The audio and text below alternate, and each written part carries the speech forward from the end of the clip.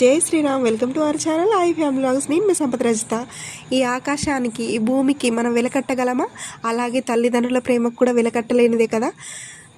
ఒక famous writer తన బుక్లో ఇలా రాస్తున్నాడండి. ఇది నా కథ, ఇది మా అమ్మ కథ అంటూ మొదలుపెట్టాడు.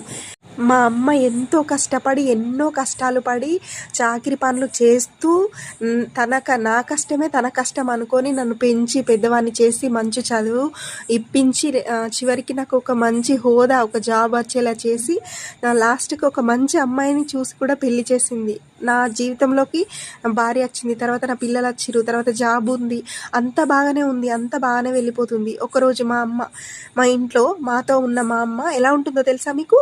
ఒక కన్ను గుడ్డి కన్ను, వెన్నుపూస ఇలా వంగిపోయి ఉంటుంది, అంటే బోన్ నారో ఉంటుంది కదా, తనకి మొత్తం వంగి ఉంటుంది.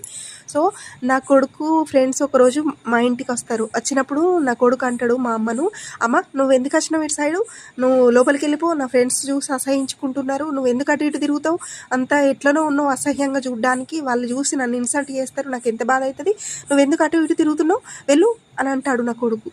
అప్పుడే నా భార్య వచ్చి, నా భార్య ఏదో అసహ్యంగా చూస్తుంది మా అమ్మని. అలా అని నా పిల్లల్ని నేను ఏమనలేను, నా భార్యని ఏమనలేను, మా అమ్మని ఏమనలేను. అలా జరిగిపోతూ ఉంటుంది. అట్లనే ప్రతిసారి అదే ఇన్సల్ట్, అదే అదే అదే మా అమ్మ పడుతూనే ఉంటుంది. చివరికి మా అమ్మ నా దగ్గరికి వచ్చి, బాబు మన ఊర్లో పాతిల్లు ఉంది కదరా మామది, అక్కడ నన్ను దింపేసిరా, నేను అక్కడ హ్యాపీగా ఉంటా, మీకు ఎందుకు బరువు నాయన, మీరు బాగుండాలిరా అని చెప్తుంది ఆ అమ్మ. చెప్పిన తర్వాత అప్పుడు సడన్గా నా భార్య నా కొడుకు వెంటనే వచ్చి, సూపర్ డెసిషన్ తీసుకున్నావు నానమ్మ, నువ్వు మంచి దానివి అని అంటూ నా కొడుకు, అత్తమ్మ నువ్వైతే మంచి ఆలోచించినావు, నిజంగా నువ్వు గ్రేట్ అని నా భార్య. ఇలా అనేసరికి టకటక వాళ్ళే బ్యాగ్ సర్దిరి మా అమ్మను నాతో పంపించేసిరు.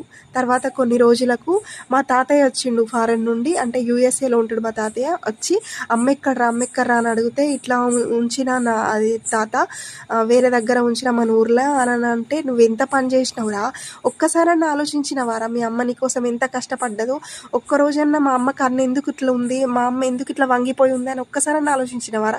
ఈరోజు నీ జీవితం ఇట్లుంది అంటే కారణం మీ అమ్మనేరా? ఒకరోజు నువ్వు మెట్ల మీది నుండి పడిపోతే డాక్టర్ నీకు ఒక కన్ను లేదు పోయింది అని చెప్పిండు, నీ బోన్ మ్యారో మొత్తము విరిగిపోయిందని చెప్పిండు. అప్పుడు డాక్టర్ను ఒప్పించి బతిలాడి తన కన్ను నీకు ఒక్కటి దానం చేసింది, తన వెన్నుపూస ఆ బోన్ మ్యారో నీకు పెట్టేలా చేసిందిరా ఆ డాక్టర్ను. ఈరోజు నువ్వు ఉన్న జీవితం మీ అమ్మ పెట్టిన భిక్షరా, నీ కొడుకు నీ భార్య నువ్వు అనుభవిస్తున్న జీవితం మీ అమ్మ పెట్టిన భిక్షరా, ఇలా ఎందుకురా ఇట్లా ఉన్నావు, పా అమ్మ దగ్గరికి అని అంటే, అమ్మ చావు బతుకుల మధ్య మంచం మీద విలవిల్లాడుతూ ఉంటుంది. ఆ క్షణంలో కూడా ఏ పరిస్థితి తెచ్చావురా మీ అమ్మకి అంటే, నా కొడుకుని ఏమనద్దు, నా ఇష్టపూర్వకంగా నేను వచ్చినా అని